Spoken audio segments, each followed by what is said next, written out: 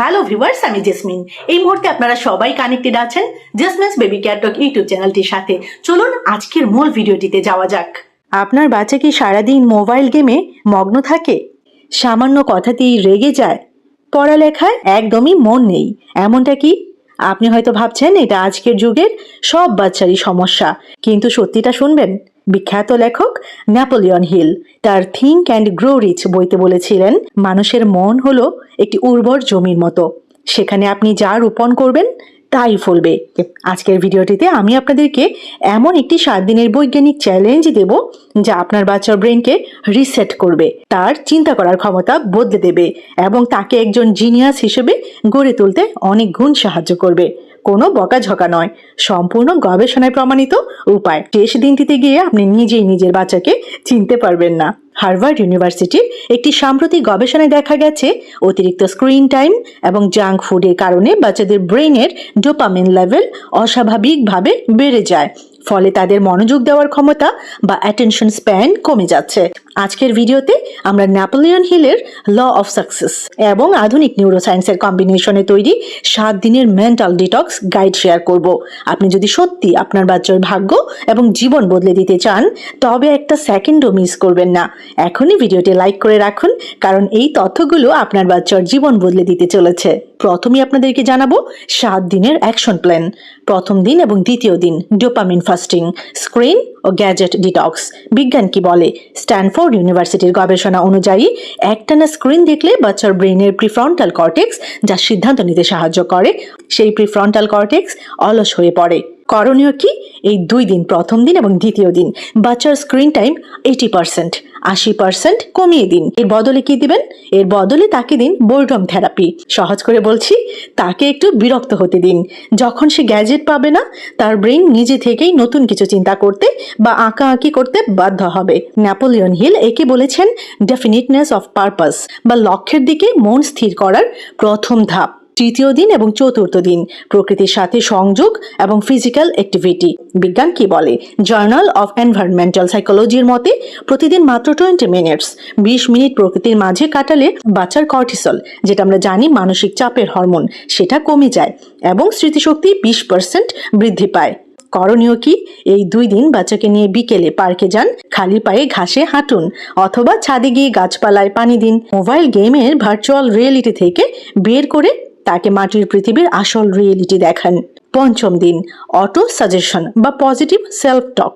Napoleon হিলের গোপন রহস্যটা কি? নেপোলিয়ন হিল ওনার বইতে অটো সাজেশনের উপর সবচেয়ে বেশি জোর দিয়েছেন। অবচেতন মনকে যা বিশ্বাস করানো হয়, মানুষ তাই হয়ে ওঠে। করণীয় কি? এই দিন রাতে ঘুমানোর আগে আপনার বাচ্চাকে 3টি বাক্য আয়নার সামনে দাঁড়িয়ে জোরে জোরে বলতে বলুন। 1. আমি প্রতিদিন আরো বুদ্ধিমান হচ্ছি। 2. আমি যে কোনো কঠিন কাজ সহজেই শিখতে পারি। 3. আমি একজন জিনিয়াস। এতে করে কি হবে? এটি বাচ্চার আত্মবিশ্বাসকে আকাশচুম্বী করে তুলবে। ষষ্ঠ দিন ক্রিটিক্যাল থিঙ্কিং এবং ক্রিয়েটিভ চ্যালেঞ্জ। বিজ্ঞান কি বলে? এমআইটির মতে যে বাচ্চারা ছোটবেলা থেকে পাজল বা লজিক্যাল গেম খেলে, তাদের আইকিউ সাধারণ বাচ্চাদের চেয়ে 15% বেশি হয়, 15%। ভাবতে পারছেন কি ইন্টারেস্টিং? করণীয় কি? এই দিন বাচ্চাকে কোনো ভিডিও গেম নয়, বরং লেগো, রুবিক্স কিউব বা কোনো মজার সুডুকু মেলাতে দিন। তাকে প্রশ্ন করুন, আচ্ছা আকাশ কেন নীল, বা পাখিরা কিভাবে ওড়ে? তাকে চিন্তা করতে বাধ্য করুন। ফাইনালি সপ্তম দিন গ্র্যাটিটিউড এবং রিওয়ার্ড। বিজ্ঞান কি বলে? গ্রেটার গুড সায়েন্স সেন্টারের গবেষণা বলছে, যে বাচ্চারা কৃতজ্ঞতা প্রকাশ করতে শেখে, তাদের মেন্টাল হেলথ এবং ফোকাস অনেক স্ট্রং হয়। করণীয় কি? চ্যালেঞ্জের শেষ দিনে একটি ডায়েরি নিন। বাচ্চাকে বলুন সারাদিনে ঘটে যাওয়া 3টি ভালো জিনিসের কথা সেখানে লিখতে, এবং এই 7 দিন সফলভাবে পার করার জন্য তাকে বুকে জড়িয়ে ধরুন। একটি ভালো বই উপহার দিন। নেপোলিয়ন হিল বলেছিলেন, what ever the mind can conceive and believe it can achieve. আপনার বাচ্চাকে জিনিয়াস বানানোর চাবিকাঠি কিন্তু আপনার হাতেই। আজ থেকেই এই 7 দিনের চ্যালেঞ্জ শুরু করে দিন এবং কমেন্ট বক্সে আমাকে লিখে জানান, I am taking the challenge. 7 দিন পর আপনার বাচ্চার আচরণে কি পরিবর্তন এলো, এই ভিডিওতে এসে আবার আমাকে কমেন্ট করে যাবেন।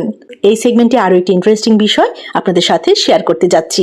একটি সাধারণ পরিবারের ছেলে যে ভোরবেলা ঘুম থেকে উঠে বাড়ি বাড়ি খবরের কাগজ বিক্রি করত, সে কিভাবে একদিন দেশের সবচেয়ে বড় রকেট সায়েন্টিস্ট এবং রাষ্ট্রপতি হয়ে গেল। হ্যাঁ, আমি কথা বলছি ডক্টর এপিজে আব্দুল কালাম স্যারের।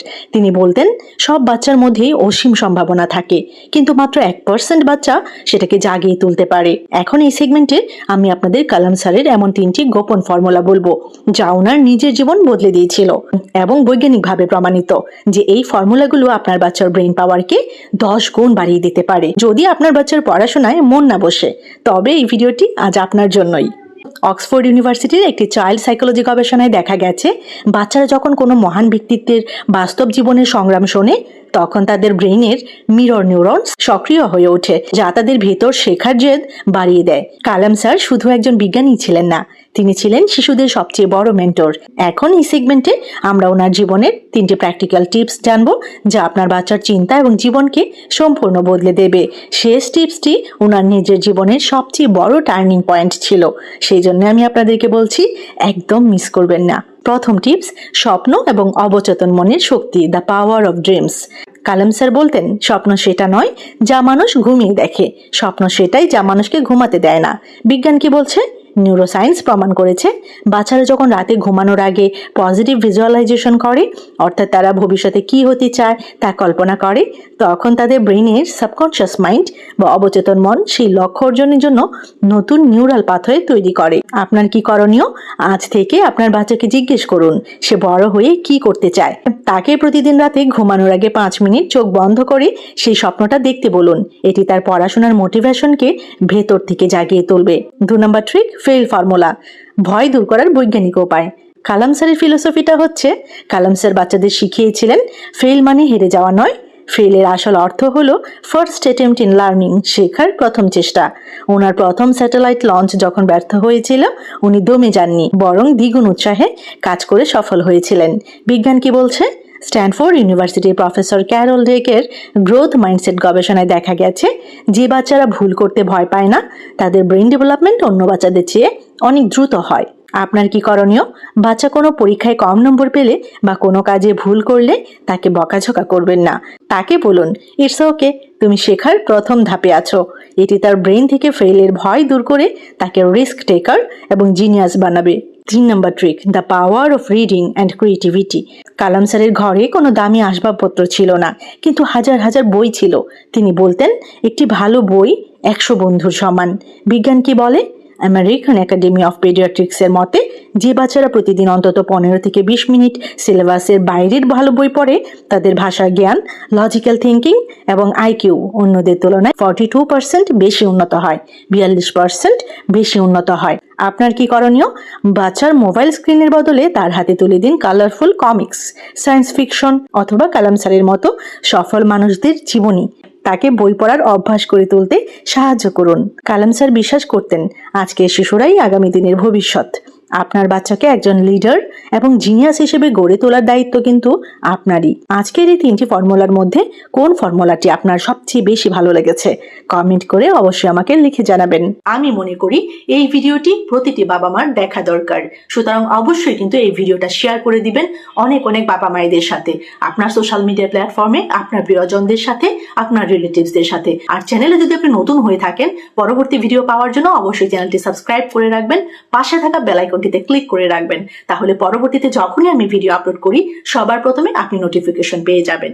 সবাইকে অসংখ্য ধন্যবাদ জানাচ্ছি যারা যারা শেষ পর্যন্ত ভিডিওটি দেখেছেন। সবাই ভালো থাকবেন, বাচ্চাদেরকে ভালো রাখবেন। আল্লাহ হাফেজ।